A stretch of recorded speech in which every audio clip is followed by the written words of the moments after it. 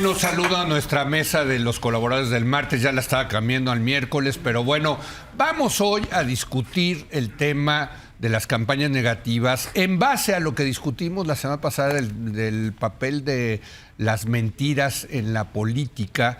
Por cierto, muy buen debate, hay que decirlo, generó mucha controversia, mucha polémica, ¿no?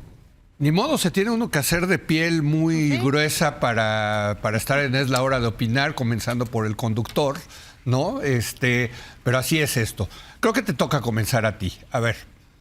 Yo creo que lo primero que haría es una distinción entre campañas negativas y campañas falsas. Sí. Creo que campaña negativa es una campaña que dice algo que perjudica al adversario o perjudica a alguna de las personas que están involucradas en una campaña y pues le resta puntos, podríamos decir. En el tema de las campañas negativas en las que, por ejemplo, se expone un escándalo de corrupción, un problema, un mal proceder, etcétera, a mí me parece que están muy bien. O sea, yo creo que las campañas negativas son positivas en democracia. Qué bueno que nos podamos enterar. Una vez lo dijo Carlos aquí, yo lo suscribo totalmente, de ¿por qué todo sale en época electoral? Pues todo sale en época electoral porque es el momento en el que efectivamente puedes cambiar e incidir en la forma en la que se están conduciendo los asuntos públicos. Una campaña negativa con hechos ciertos, a mí me parece positiva. Retomando lo que decíamos la semana pasada, a mí me parecen problemáticas las campañas mentirosas, no las campañas negativas.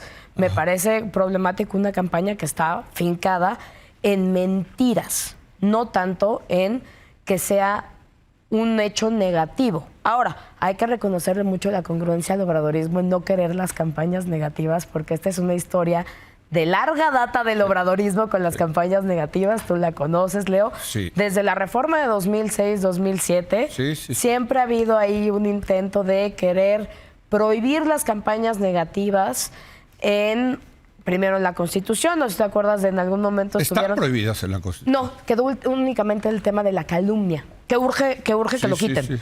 Pero al principio, no sé si te acuerdas, que era denostaciones a los partidos, denostaciones a las instituciones, difamación. Eso ya lo quitaron, ¿verdad? Sí, al final terminaron quitando todo y lo único que sobrevive es el tema de calumnia, que tiene que ver con el tema de la imputación de un delito. De mérito, estaba de mérito. De mérito, sí, era una lista larga.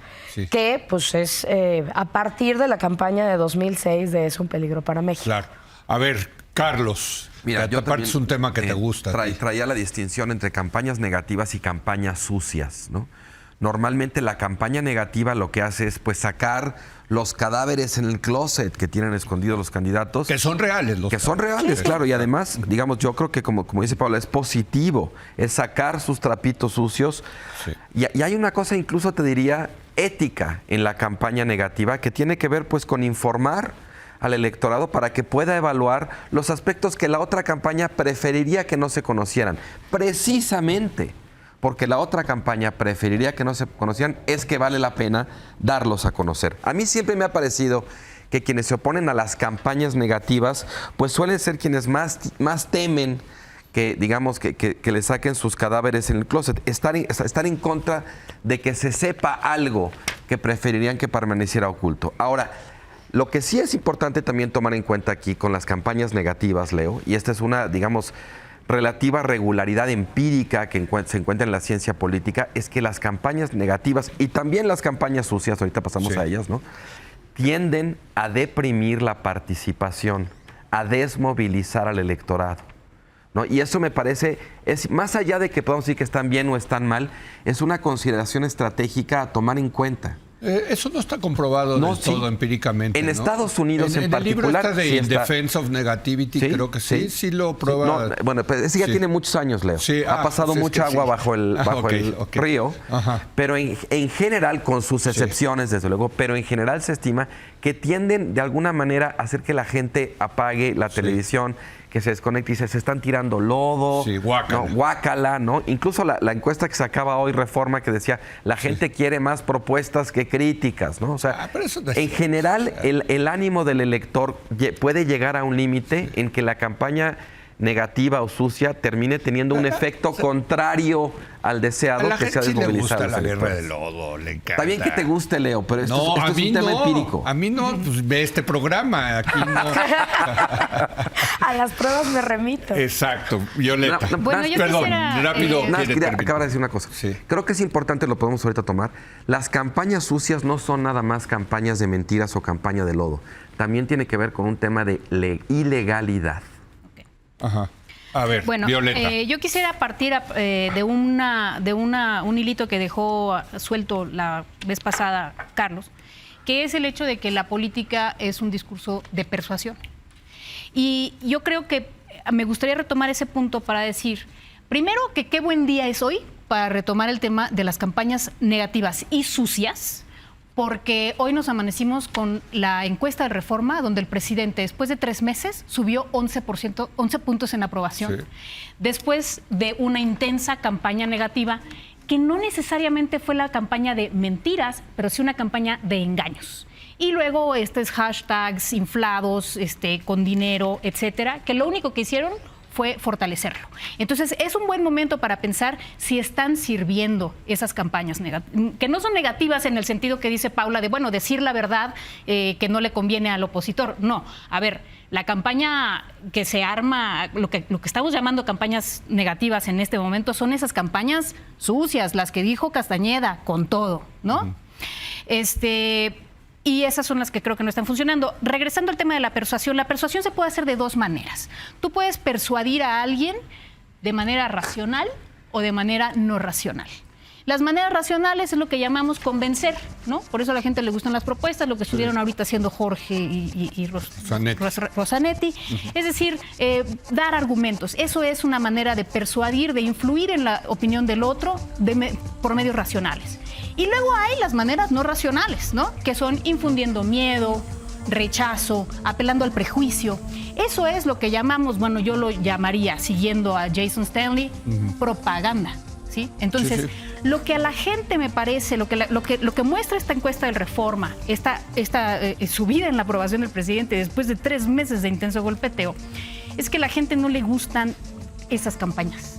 Y no le gustan porque se siente manipulada. Es decir, las campañas de persuasión por medios no racionales, lo que hacen es quitarle agencia a la gente, tratarla como tonta y tratar de inducir una opinión, ¿no? Muy bien. Generalmente negativa. Déjenme hacer una pausa rapidísima, regresamos en un momento más.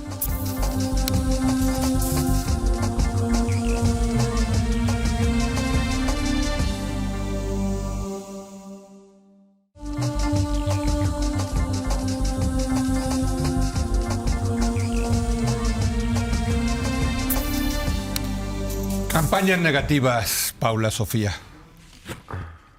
Retomando esto, si sirven o no sirven, pues yo diría, depende, ¿no? Depende del contexto, depende de la circunstancia, porque si le preguntamos al AMLO de 2006, que juraba y perjuraba que la campaña de Es un peligro para México había sido verdaderamente toral para su resultado, pues entonces podemos decir que en ese caso sí servían. Igual y ahorita no sirven. Yo creo que me parece que es una cosa que tiene que ver mucho con el contexto.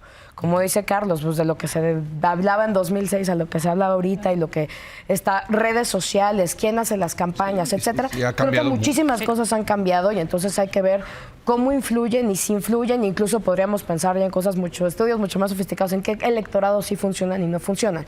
Ahora, a mí, dentro de este tema de campañas negativas, hay una que sí me parece particularmente perjudicial, que es la que se hace hacia los resultados y el trabajo de las instituciones electorales.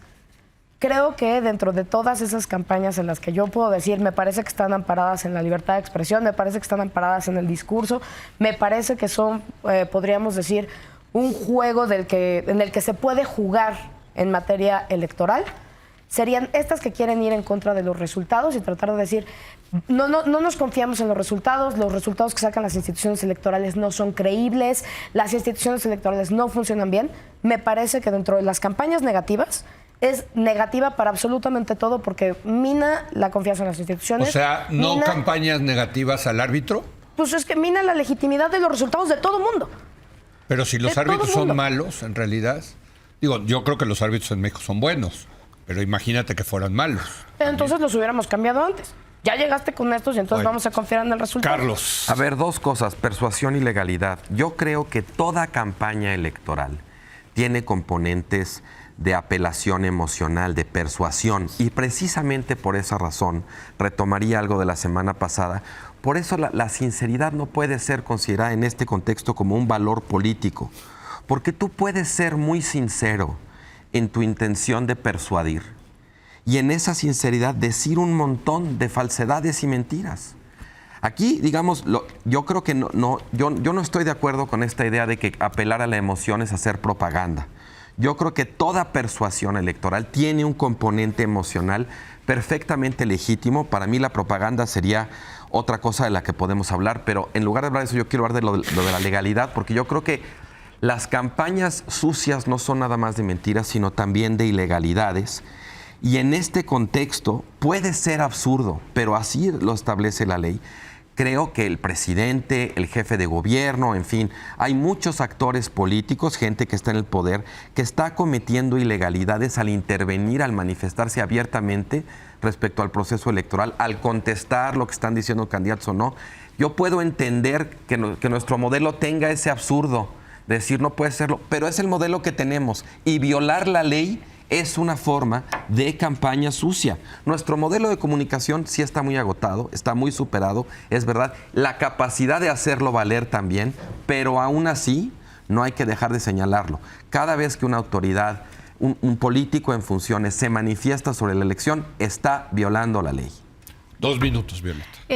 Yo sí creo que sí es necesario partir de alguna definición, aunque sea operativa, de propaganda, porque a muchos nos llaman propagandistas por la simple razón de asumir abierta y francamente una postura política y no ocultarla. Yo creo que eso no se puede llamar propagandismo. Ese es un buen tema para debatir. La propaganda es otra cosa. La propaganda es un discurso, sobre todas las cosas, muy manipulador.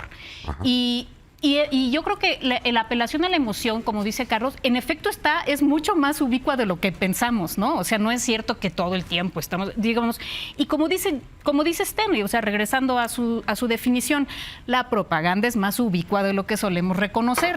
Y en todos los discursos puede haber componentes propagandísticos y componentes racionales también. El chiste es qué peso le damos a uno y a otro, ¿no? Y yo creo, y sobre todo, como qué tanto la gente valora esos componentes, ¿no? El componente racional de las campañas y de la persuasión, y qué tanto valoran y se van con la finta, ¿no? del discurso que explota sobre todo el prejuicio y la desinformación. Pues miren, me quedo con la idea de, si les parece, el próximo martes discutir este tema de la propaganda, que tiene que ver con esto, o sea, hasta qué punto el estar identificado con un candidato y decir una opinión es propaganda o no a favor de ese candidato, por ejemplo, ¿no? Sí, la propaganda, yo creo que la propaganda no tiene que ver con la posición, sino con la manera de promoverla. Con la manipulación. ¿No? Es que, bueno, es un gran tema, o sea, el tema de las propagandas, y más hoy en día con el tema de los fake news y de la inteligencia artificial. No, bueno, Goebbels sería feliz hoy en día al ver las tácticas, los instrumentos que hay hoy en día, ¿no? Lo que hizo Cambridge Analytica en 2016 con la campaña de Trump, ¿no? O sea, llegándole a cada uno de los electores con los temas que querían saber, ¿no?